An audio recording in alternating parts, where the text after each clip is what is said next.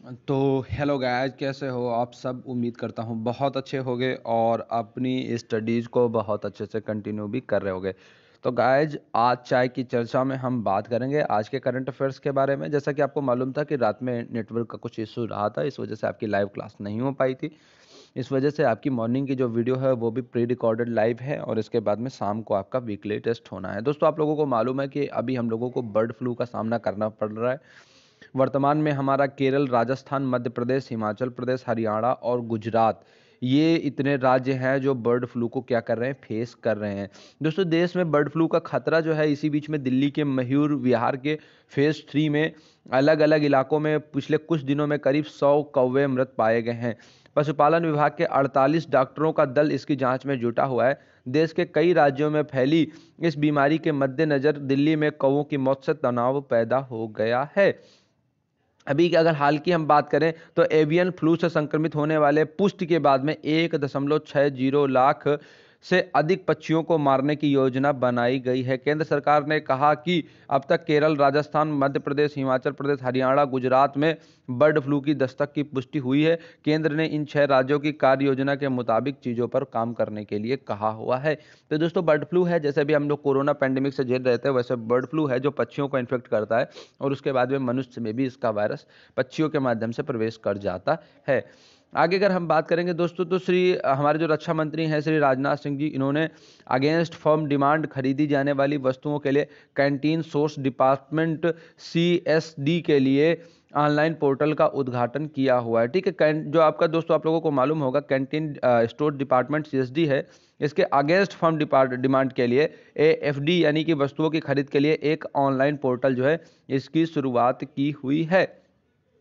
आगे हम बढ़ करके देखेंगे तो बहुत इंपॉर्टेंट खबर आपको आ रही है कि IR से। वो खबर ये है दोस्तों कि सूडान, मिस्र, Ethiopia the grand Ethiopian Renaissance dam विवाद को हल करने के लिए सहमत हो गए हैं। आपको ये जो यहाँ पर ब्लू कलर का दिखाई दे रहा है, ये है दोस्तों आप लोगों का लाल सागर यहाँ पर। ठीक है, ये आपका लाल सागर है, ये आपका यहाँ पर मिस्र है पूरा का पूरा। ये जो ये हिस्सा आपको नजर आ रहा है, रुकिए एक मिनट, मैं आपको यहाँ से दिखा देता हूँ। ये हिस्सा आपका पूरा का पूरा मिस्र का है और ये हिस्सा आपका पूरा का पूरा सूडान का है। तो यहाँ पर सूडान, मिस्र जो है ये मिल करके क्या हो गए हैं अभी इथोपिया के साथ में। जो the grand Ethiopian Renaissance dam विवाद है, इसको क्या करने के लिए, यहाँ पर हल करने के लिए ये लोग तैयार हो गए हैं। इथोपिया आपका यहाँ पर ये, तो आप अगर यहाँ पर बॉर्डर्स की बात करेंगे तो ये देखिए, ये सूडान का बॉर्डर है, ये फिर हमारा इथोपिया का बॉर्डर है और इसके बाद में इधर से देखेंगे तो ये हमारा पूरा का पूरा इजिप्ट यानी कि मिस्र का बॉर्डर है। तो इस तरीके से ये दो, इजिप्ट और सूडान है, आपस में सीमा साझा करते हैं और जो आपका इथोपिया और सूडान है ये आपस में सीमा साझा करते हैं। यानी कि सूडान एक बफर कंट्री है इजिप्ट और इथोपिया के बीच में। इन्हीं के बीच में जो रेनेसा डैम विवाद था, इसको हल करने के लिए ये लोग अभी जो है वो सहमत हो गए हैं। इथोपिया, सूडान और मिस्र ने हार्न ऑफ अफ्रीका में स्थित the grand Ethiopian Renaissance dam पर अपने दशक भर के जटिल विवाद को हल करने के लिए बातचीत फिर से शुरू करने पर सहमति को व्यक्त किया है। इथोपिया, सूडान और मिस्र के बीच में नवीनतम दौर की बातचीत कोविड-19 महामारी के कारण वीडियो कॉन्फ्रेंसिंग के माध्यम से हुई, जो दक्षिण अफ्रीका अफ्रीकी संघ का वर्तमान अध्यक्ष और अन्य अंतर्राष्ट्रीय पर्यवेक्षकों की मौजूदगी में हुई। पिछली बातचीत के बावजूद विवाद का मुद्दा नहीं बदला है। मिस्र और सूडान बांध के भरने और संचालन के बारे में चिंतित हैं। इथोपिया जोर देकर कहता है कि बांध को अपनी आबादी की जरूरतों को पूरा करने के लिए आवश्यक तौर से बनाया जाना है। दोस्तों, एक्चुअली प्रॉब्लम यहाँ पर ये आ रही है कि इथोपिया से होते हुए ही आपकी जो ब्लू नाइल है, आप लोगों को मालूम होगा नील नदी 2 हिस्सों से बनी हुई है।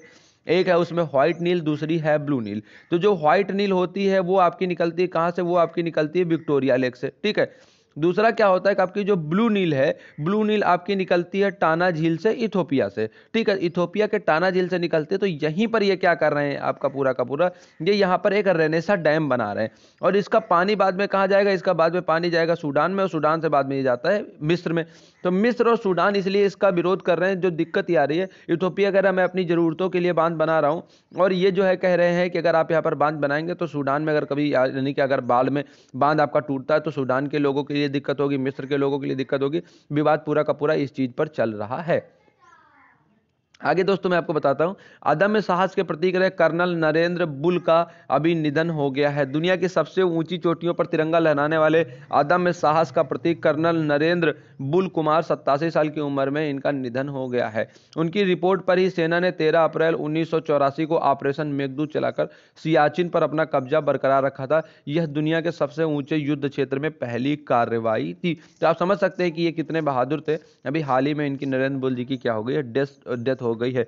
दोस्तों जो आपके एलन मस्क हैं, ये दुनिया के सबसे अमीर व्यक्ति बन गए हैं। ये आज खबर दृष्टि आईएएस में मैं भी देख रहा था, तो उनका एक क्वेश्चन भी आया हुआ कि किसको पछाड़ करके जो है दुनिया के सबसे, अभी जो है बिल गेट्स को पछाड़ करके, सॉरी जेफ बेजोस को पछाड़ करके कौन जो है वो दुनिया का सबसे अमीर व्यक्ति बन गया है। तो आप लोगों को मालूम होगा दोस्तों, एलन मस्क जो है वो टेस्ला के सीईओ हैं। इसके अलावा स्पेस एक्स के भी ये हैं ओनर।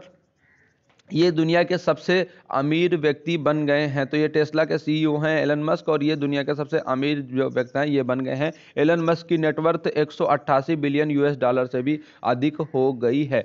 तो ये व्यक्ति दुनिया का सबसे अमीर आदमी बन गया है, जो एलन मस्क है।